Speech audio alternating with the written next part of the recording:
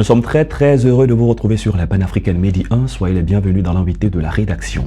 Porté par un savoir-faire ancestral, l'art africain est de plus en plus mis en lumière.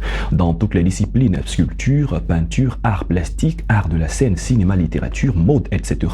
Et aux quatre coins du continent, les artistes rivalisent d'idées et de prouesses. Audace, originalité et innovation sont les maîtres mots de cet artiste peintre que nous recevons aujourd'hui pour parler de son art. Nous disons bienvenue à Richmond et sur le plateau de Medi 1.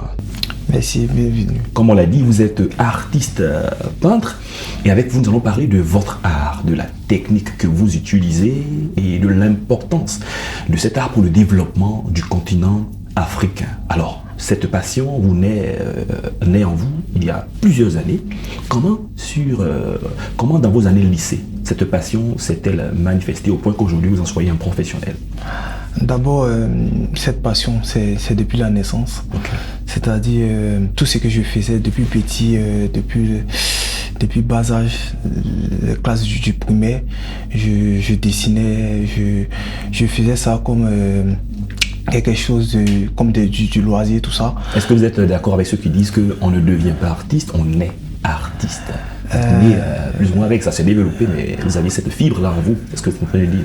En fait, ces deux notions vont pour un artiste, okay. Parce que on est artiste, mais aussi on devient artiste. Tu peux naître avec ce talent, et si tu n'as pas accepté d'être structuré, tu peux pas devenir artiste. Mais par contre, tu peux ne pas avoir ce talent, on peut dire naturel, mais à force de pousser dans le travail et tout ça, tu peux devenir artiste. Trois notions importantes: audace, originalité et innovation. Ce sont des valeurs qui vous caractérisent et qui vous conduisent sans cesse dans le travail que vous exercez. Quelle est la valeur, l'importance de telles notions pour vous? Pour moi là, avec ces trois notions, pour moi, c'est d'abord le travail. C'est d'abord le travail, et puis rester soi-même. Rester soi-même, c'est de faire ce qui vient de toi. C'est de faire ce qui sort de ton âme, ce qui sort de tes pensées, et être vrai dans ton travail. Donc, ces caractéristiques, c'est un peu l'authenticité de mon travail et la véracité de ce que j'exploite dans mes œuvres, en fait. Quand on parle d'innovation, d'où est-ce que l'artiste tire son inspiration au point d'innover sans cesse? Vous avez parlé d'audace, vous avez parlé d'originalité. Où est-ce que vous tirez votre source d'inspiration pour innover? En fait, il n'y a pas d'innovation, on ne fait que répéter des choses qui existent déjà. Okay. Moi, ma source d'inspiration, plusieurs personnes vont dire c'est naturel, mais pour moi c'est Dieu, en fait. Okay. Voilà, je suis beaucoup ancré avec la spiritualité, c'est-à-dire je suis chrétien à la base. Okay. Donc moi, je me laisse beaucoup guider par tout ce qui est référence avec la parole de Dieu. Okay. Mais je m'inspire beaucoup de mon entourage. Okay. C'est pour ça tout s'inspire, tout se situe autour de l'humain. Bon artiste est un bon observateur. C'est ça. Regarde tout ce qui se passe autour de lui. Parlons de quelques-unes de vos œuvres. On voit dans vos œuvres, je ne sais pas comment la technique elle est décrite, mais on voit le visage. Vos œuvres sont portées sur l'humain. Et parfois, on a l'impression que ces visages qui sont présentés expriment de la tristesse. Sinon, dites-nous, qu'est-ce que vous mettez sur ces tableaux? D'abord, ces œuvres, ce sont des portraits. Ce sont des portraits, mais pas des portraits comme tout autre. Ce sont des portraits psychologiques, mais j'utilise des traits comme agent graphique pour pouvoir relater ça. Je parle plus des pensées, j'explique plus des expressions qui sont pas visibles, des expressions qui sont des fois cachées, des expressions des fois qui sont invisibles à l'œil nu. Donc moi, je me sers de cet agent graphique pour pouvoir relater, pour pouvoir exprimer, pour pouvoir aussi dénoncer des faits que je perçois sur le ressenti des personnes, que je perçois aussi sur l'identité des personnes. Par contre, cette œuvre que vous avez vous avez vu dans ma série, c'était dans une période très précise. C'est vrai que j'étais beaucoup triste, mais c'était dans une période très précise. Et c'est l'expression de vous-même, de ce qui est profond en vous, que vous avez mis sur une toile. Oui, c'est ce qui me caractérisait en ce moment. Mais il y a des œuvres qui sont plus joyeuses, ouais, sont plus joyeuses, etc. Alors, on a reçu des artistes à qui on a posé pratiquement la même question. Est-ce qu'il y a une œuvre qui vous a marqué et qui est une œuvre de référence de laquelle jamais vous ne décidez de vous séparer? Parce que les œuvres sont produites, elles sont mises à prix, elles sont mises à la disposition des personnes qui connaissent la valeur d'une œuvre, mais parfois, il y a des œuvres que vous n'êtes pas prêt à vendre. Est-ce que c'est le même cas pour vous? Ah ouais, il existe des œuvres. J'ai des œuvres qui m'ont beaucoup touché. Parce que ces œuvres, c'est l'harmonie et puis aussi c'est la conclusion de mon travail. C'est le début et aussi on peut dire la fin de mes pensées. Mais cette œuvre, elle est enfouie en moi, elle est cachée et j'aime pas trop montrer à tout le monde. Ok, très bien. Parlons du côté commercial, du côté économique de la production de toutes ces œuvres. Comment est-ce que vous, en tant qu'artiste, vous comprenez la valeur économique, ou du moins ce que vos œuvres apportent à l'évolution de l'économie? D'abord, par la grâce de Dieu, je suis affilié à une galerie professionnelle qui est Louis Simone Guirandou, qui me représente en Côte d'Ivoire et en Afrique et tout ça.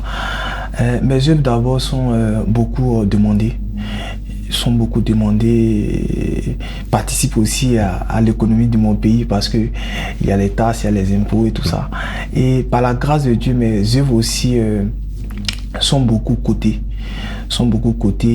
Et ça permet aussi à faire vivre beaucoup de personnes, à faire marcher aussi des galeries, à faire marcher aussi des industries. Donc je peux dire l'industrie de l'art participe à l'économie d'un pays et embauche, donne beaucoup d'emplois à beaucoup de personnes. Parlons de la particularité de l'art africain. Il y a des techniques que vous utilisez qui sont universelles parce que sortant des écoles des beaux-arts, du lycée d'enseignement artistique, il y a des techniques qui sont universelles, mais parfois les créations sont particulières et font référence à un vécu quotidien, font référence à une culture. Quand vous comparez les auteurs, les artistes africains, vos œuvres par rapport aux œuvres européennes et de l'autre côté, qu'est-ce qui fait notre touche particulière en Afrique? On peut dire c'est ce côté naturel. J'aime beaucoup la texture. Donc du coup, j'exploite un peu tout ce que je perçois dans mon environnement. Il y a des œuvres où il y a des nattes africaines, il y a des chassés, il y a des boraux et tout ça. Donc pour moi, c'est garder ce côté simple et ce côté africain, mais tout en pouvoir se prolonger dans l'avenir, en pouvoir parler aussi du monde. Parce que c'est vrai que je dois rester, je dois respecter, je dois être toujours actif avec ma culture, mais il faut penser aussi au monde. Mais pour ça, ce qui me caractérise plus, je fais plus référence à tout ce qui est texture, à tout ce qui est graphisme. Donc pour moi, c'est très important dans mon travail. Si votre technique est liée aux différents traits, comme vous l'avez dit, vous utilisez des traits pour faire vos portraits, quel est le support et la matière première de votre travail? Le support est varié, parce que moi, je travaille selon... on peut dire mes inspirations. Et j'utilise beaucoup mon environnement. Certains utilisent du matériel de recyclage, d'autres personnes, vous observant l'environnement, mais vos toiles, c'est quoi le support? C'est varié. Il y a des toiles qui ont des supports tissus. Il y a d'autres qui ont du bois. Mais là, ma série précédente, elle était centrée sur du bois avec des nattes africaines. Des nattes africaines. C'est un peu plus ce que j'utilisais. J'utilisais aussi des papiers recyclés pour pouvoir aider aussi à promouvoir le recyclage en fait. D'accord, très bien. La dernière question, nous sommes à moins de 20 secondes de la fin de l'émission. Quelles sont vos perspectives, vous en tant qu'artiste, aujourd'hui, dans 2, 3, 4 ans, 5 ans? Comment est-ce que vous voyez? Qu'est-ce que vous prévoyez? C'est de prolonger, c'est de faire connaître mon univers, c'est de faire connaître mes pensées dans les 4 coins du monde. À travers votre art. À travers mon art. Richement, on a eu plaisir à échanger avec vous. Nous rappelons que vous êtes artiste peintre. Avec vous, nous avons parlé de la peinture de façon générale en mettant un accent particulier sur l'audace, l'originalité et l'innovation. Merci d'être passé sur notre plateau. Merci, Mini TV. C'est la fin de cette émission. Merci à tous de l'avoir suivi. Bonne suite de nos programmes sur Média.